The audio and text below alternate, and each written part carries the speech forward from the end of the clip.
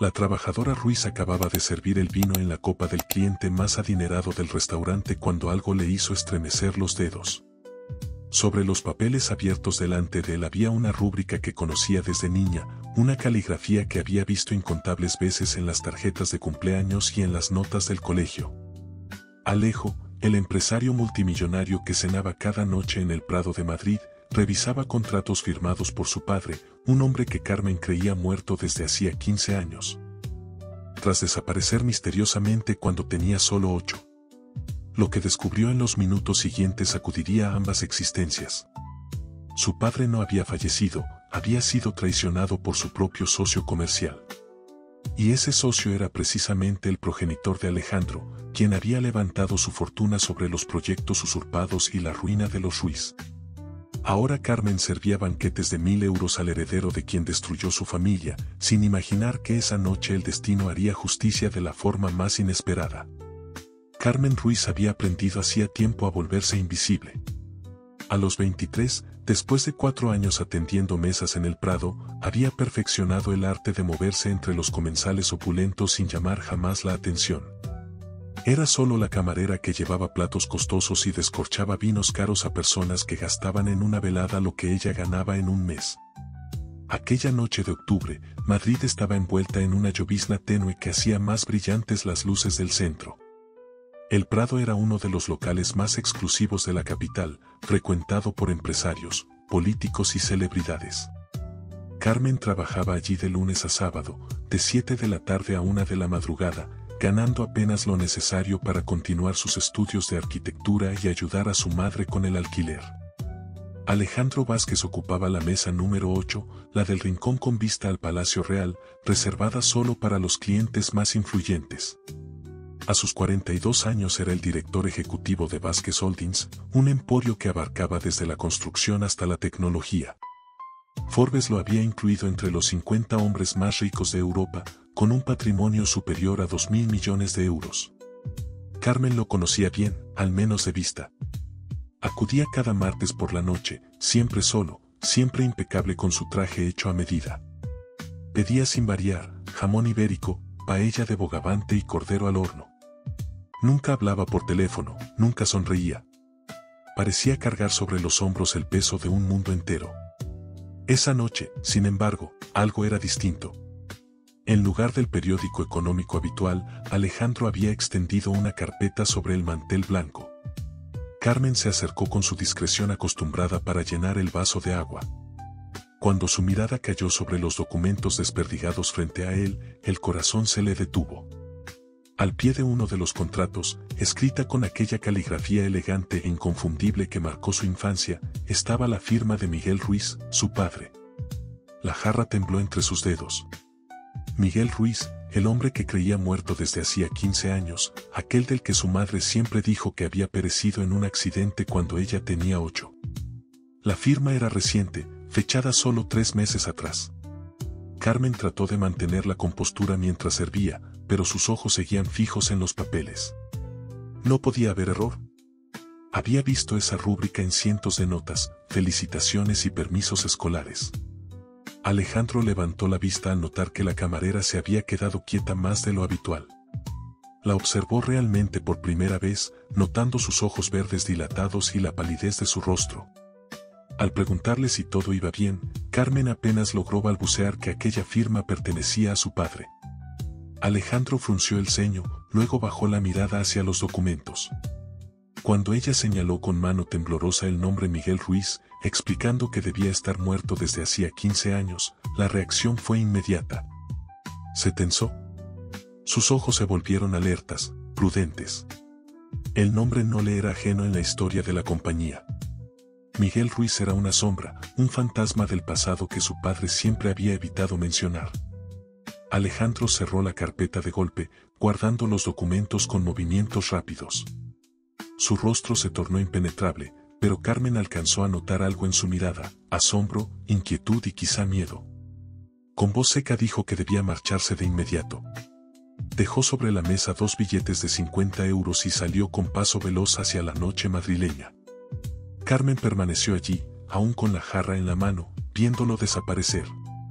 Esa noche no pudo terminar el turno con la serenidad de siempre. Su mente giraba en torno a la reacción de Alejandro, a cómo había cerrado los papeles y a la prisa con que se marchó. Pero, sobre todo, pensaba en aquella firma, idéntica a la que guardaba en su memoria. Volviendo a casa en el último metro, supo que su vida estaba a punto de transformarse.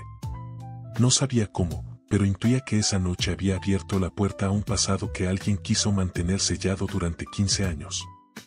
Alejandro tampoco durmió. En su ático con vista al Palacio Real caminaba de un lado a otro, los documentos de su padre extendidos sobre el escritorio de caoba. El nombre Miguel Ruiz retumbaba en su mente como un eco que se negaba a morir.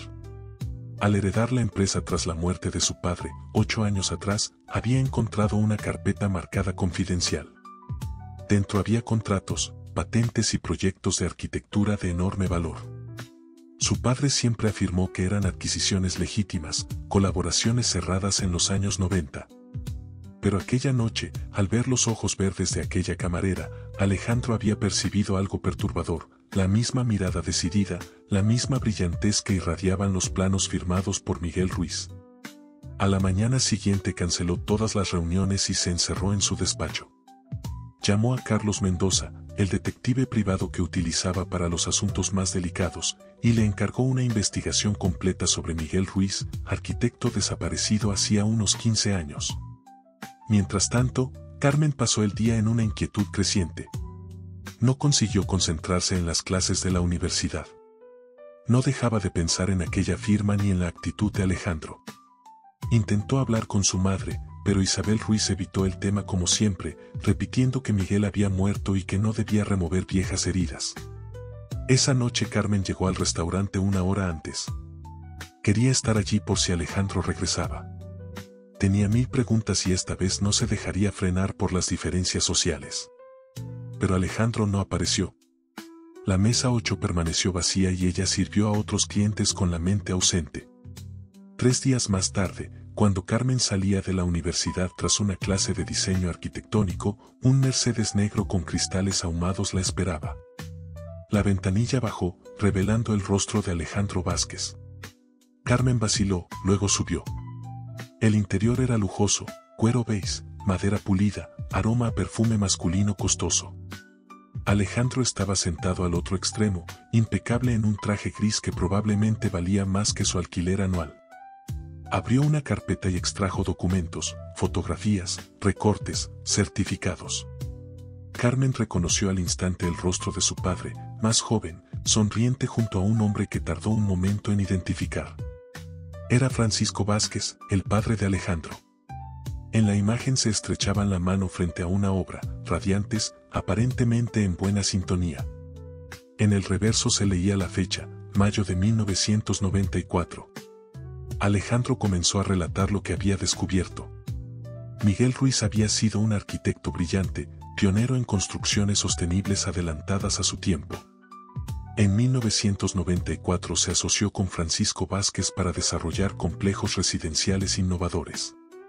Pero Francisco era un hombre codicioso y sin principios. Al advertir el valor de los proyectos de Miguel, empezó a maniobrar para excluirlo, falsificó papeles, sobornó funcionarios y lo situó en una posición comprometedora. Miguel terminó implicado en una investigación por corrupción urbanística. Las pruebas eran fabricadas, pero parecían auténticas. La fiscalía abrió un expediente. Los medios comenzaron a difundir titulares sobre un arquitecto deshonesto que había levantado edificaciones fuera de norma. Alejandro le enseñó a Carmen la última imagen, un hombre de cabello canoso, rostro endurecido por el cansancio, trabajando en una obra. Era indudablemente Miguel Ruiz, aunque envejecido y marcado por la adversidad. Vivía en Sevilla, empleado como obrero en una constructora, bajo una nueva identidad. Ahora se hacía llamar Miguel Martín. Su madre había preferido decirle que había muerto antes que confesarle que se había visto obligado a desaparecer para eludir la cárcel. Carmen rompió en llanto. 15 años de duelo, de crecer sin figura paterna, de sentirse huérfana, todo causado por la codicia de un hombre que había querido apropiarse del talento de su padre. Cuando preguntó por qué le revelaba todo aquello, Alejandro la observó con una expresión en la que, por primera vez, Carmen percibió fragilidad y humanidad. al heredar la empresa de su progenitor, había heredado también sus pecados, y comprendió que ella merecía conocer la verdad. Carmen no volvió al restaurante durante 3 días. Permaneció encerrada en su cuarto intentando asimilar la historia que Alejandro le había contado. Su madre, al principio, lo negó todo, pero frente a las pruebas acabó confesando entre lágrimas. Miguel no había muerto, había tenido que huir para escapar de la trampa que Francisco Vázquez había tendido.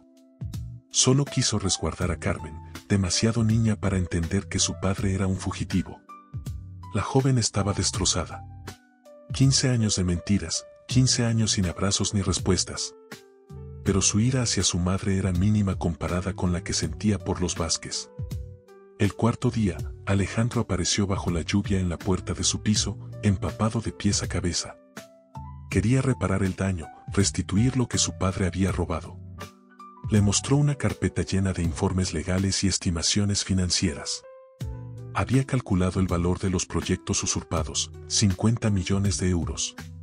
Su idea era organizar una conferencia de prensa para exponer la verdad, limpiar el nombre de Miguel y ofrecerle el puesto de director creativo. Cuando Carmen quiso saber por qué hacía todo aquello, Alejandro explicó que no podía seguir viviendo sabiendo que su fortuna estaba cimentada sobre una injusticia y que, desde que la había conocido, no lograba dejar de pensar en ella. Carmen notó que ya no era el hombre distante del restaurante, sino alguien quebrado por la culpa, decidido a actuar correctamente pese a los riesgos. Si de verdad deseaba reparar, debía llevarla con su padre. Alejandro aceptó sin vacilar. Al día siguiente, mientras subía al avión privado rumbo a Sevilla, Carmen comprendió que estaba iniciando un viaje que cambiaría sus vidas. La obra de Triana, en las afueras de la ciudad, era un sitio polvoriento y ensordecedor donde decenas de obreros trabajaban bajo el sol abrasador. Alejandro y Carmen llegaron en un taxi modesto, muy distinto al lujo habitual de él, pero había insistido en no llamar la atención. Carmen lo vio antes de que él la reconociera. Miguel Ruiz, ahora Miguel Martín, dirigía a un grupo de trabajadores que instalaban una grúa. A sus 52 seguía siendo el hombre alto y elegante que ella recordaba, aunque el cabello gris y las arrugas hablaban de los años duros. Vestía un mono cubierto de cemento y un casco amarillo. Sus manos, que Carmen recordaba firmes y limpias mientras dibujaban planos, ahora estaban curtidas y ásperas por el trabajo físico. Cuando Miguel levantó la vista y la vio, el tiempo pareció detenerse. El casco cayó de sus manos, los ojos se llenaron de lágrimas y por un instante pareció perder el equilibrio. Carmen corrió hacia él, y al abrazarse ambos rompieron en un llanto incontenible. 15 años de ausencia, de dolor y malentendidos, se disolvieron en ese abrazo interminable. Los obreros se detuvieron a mirar aquella escena conmovedora sin comprender qué sucedía. Alejandro permaneció a distancia, respetando ese momento íntimo entre padre e hija, pero sintiéndose culpable por ser, indirectamente, el motivo de esa separación. Cuando la emoción inicial se calmó, Miguel advirtió la presencia de Alejandro y su expresión se tornó recelosa. Al oír de Carmen quién era, se tensó al instante. El apellido Vázquez le despertó recuerdos amargos y una furia que creía olvidada. Alejandro se aproximó, se quitó las gafas de sol y, mirándole de frente, dijo que venía a disculparse por los actos de su padre y a intentar reparar el daño. Miguel lo observó largo rato. Reconocía en Alejandro ciertos rasgos de Francisco, pero también algo distinto, una honestidad que su padre jamás poseyó. Fueron a conversar a un bar cercano. Miguel se había cambiado, con una camisa limpia, aunque Carmen notaba su incomodidad lejos del andamio. 15 años escondido lo habían vuelto reservado, desconfiado. Alejandro expuso con calma su plan, la rehabilitación pública, la compensación económica, la propuesta laboral. Miguel escuchaba sin interrumpir, mirando de vez en cuando a su hija, como temiendo que todo fuese un sueño. Cuando preguntó por qué debía creerle, Alejandro respondió con firmeza que no era su padre y que ahora tenía a Carmen, que jamás permitiría que él les hiciera daño. Miguel contempló a su hija, viendo en ella a la mujer valiente que había crecido pese a todo. Cuando Carmen le pidió su opinión, él guardó silencio varios minutos, mirando sus manos agrietadas por años de esfuerzo. Dijo que lo peor de aquel tiempo no había sido la miseria ni el cansancio, sino saber que su hija crecía lejos sin poder protegerla. si aceptaba, sería solo por ella, para darle el futuro que merecía, el que nunca pudo ofrecerle. Esa noche, en un pequeño hotel de Sevilla, padre e hija hablaron hasta el amanecer. Él le contó su vida en la huida, cómo empezó desde cero, cuánto la había echado de menos. Ella le relató sus estudios, su infancia sin él. Alejandro los dejó solos y salió a caminar por las calles andaluzas. Había logrado lo que buscaba, Miguel aceptó su propuesta. Pero comprendió que aquello era apenas el inicio. Reivindicar a Miguel suponía confesar que el Emporio Vázquez se erigió sobre una estafa. Al ver a Carmen abrazar a su padre, Alejandro entendió que valía la pena. No solo por justicia, sino porque había encontrado una razón para convertirse en un hombre mejor que su progenitor. La conferencia de prensa se celebró en el salón principal del Hotel Reina Victoria de Madrid. Alejandro invitó a los periodistas económicos más influyentes del país, autoridades y competidores del sector. Sabía que lo que iba a declarar conmocionaría al país y transformaría la imagen de Vázquez Holdings para siempre. Carmen estaba en primera fila junto a su padre, que lucía uno de sus viejos trajes.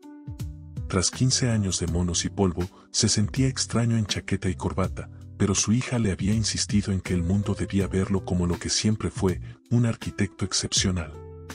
Alejandro subió al estrado con los documentos bajo el brazo y el pulso acelerado. Había preparado su discurso durante días, pero al verlos frente a él comprendió que debía hablar desde el alma. Narró cómo su padre, Francisco Vázquez, conoció a Miguel Ruiz, cómo le robó los proyectos y orquestó su caída para apropiarse de su ingenio. Mostró los originales, las pruebas de falsificación, los testimonios de quienes finalmente se atrevieron a hablar. La sala permanecía en un silencio absoluto. Los reporteros escribían sin parar, las cámaras registraban cada palabra. Alejandro estaba confesando que el imperio familiar se construyó sobre un delito. Anunció oficialmente que Miguel Ruiz sería el nuevo director creativo de Vázquez Holdings, con un contrato que le otorgaba el 5% de las utilidades futuras. Además, recibiría una indemnización de 50 millones de euros por los daños sufridos. Pero la mayor sorpresa aún estaba por revelarse.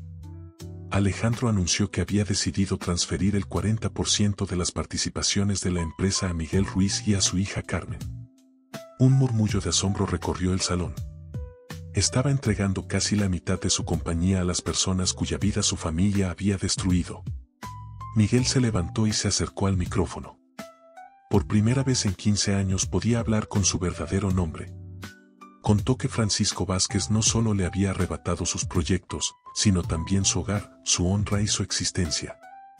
Ese día, Alejandro había tenido la valentía de reconocer la verdad y restablecer la justicia, pero lo más importante que había recuperado no era el dinero ni el trabajo, sino a su hija. Y por eso estaría eternamente agradecido a Alejandro Vázquez. La conferencia se propagó por todos los informativos.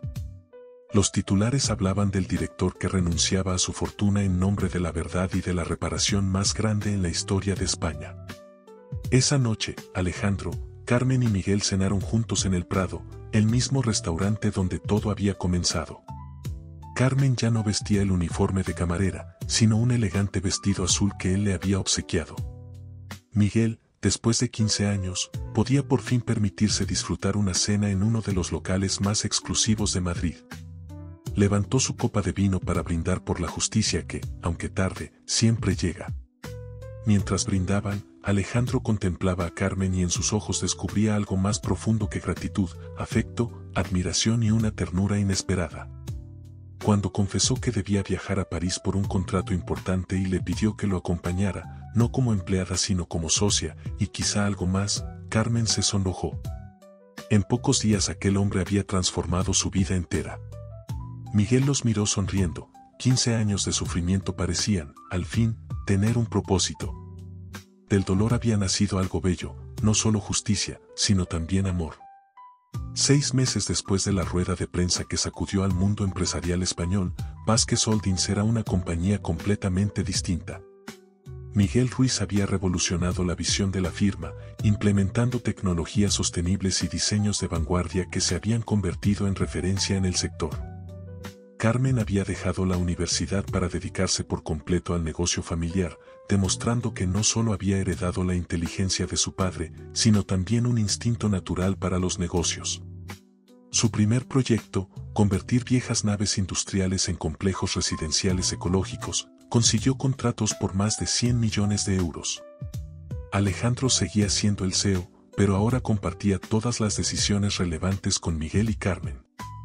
Su alianza era perfecta, Miguel aportaba la creatividad y la técnica, Carmen la energía y las ideas nuevas, y Alejandro la experiencia y las relaciones internacionales.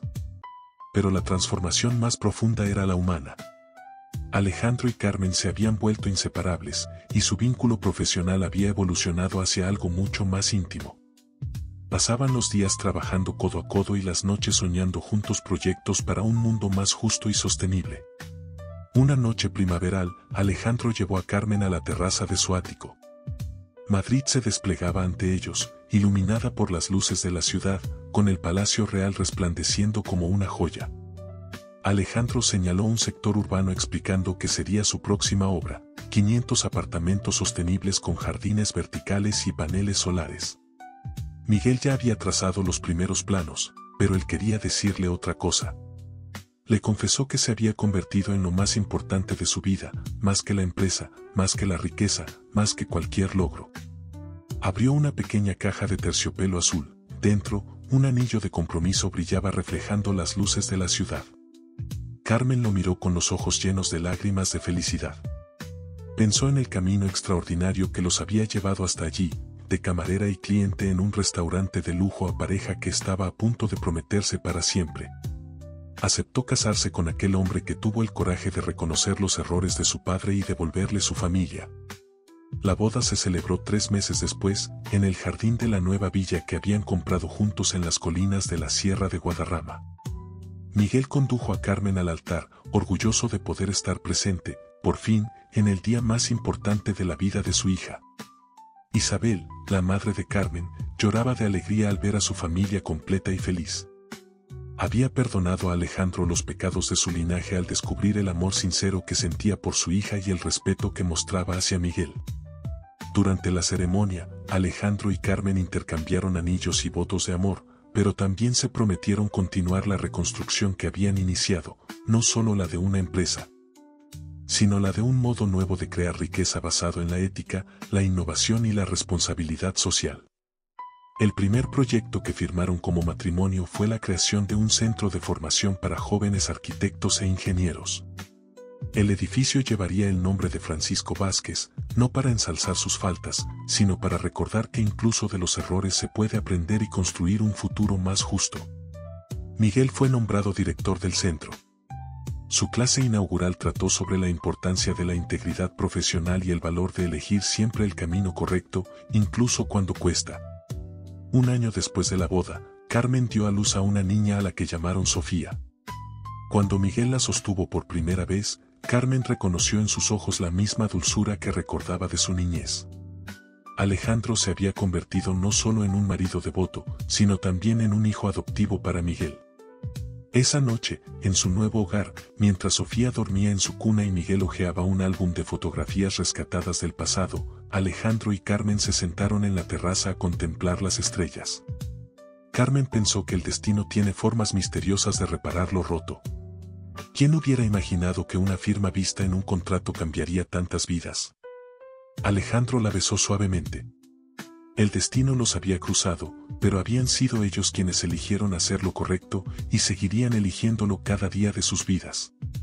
Mirando Madrid, que resplandecía con las obras de su empresa construyendo un porvenir mejor, comprendieron que habían hallado algo mucho mayor de lo que soñaban: amor, familia y la certeza de que del dolor puede surgir belleza. Porque a veces basta el valor de una camarera que reconoce la rúbrica de su padre y la integridad de un heredero que decide corregir los pecados del pasado para cambiar el rumbo de muchas vidas y demostrar que la justicia, aunque tarde, siempre llega. Dale like si crees que nunca es tarde para enmendar los errores. Comenta qué momento de la historia te conmovió más. Comparte para inspirar a quienes creen que la verdad siempre vence a la mentira. Suscríbete para más relatos de amor, redención y segundas oportunidades. A veces basta reconocer una firma para transformar un destino. A veces se requiere coraje para admitir las faltas y convertirse en la persona correcta. Y a veces el amor aparece cuando menos lo esperas, en el instante más difícil, porque la auténtica riqueza no se hereda, se construye con honestidad y con amor.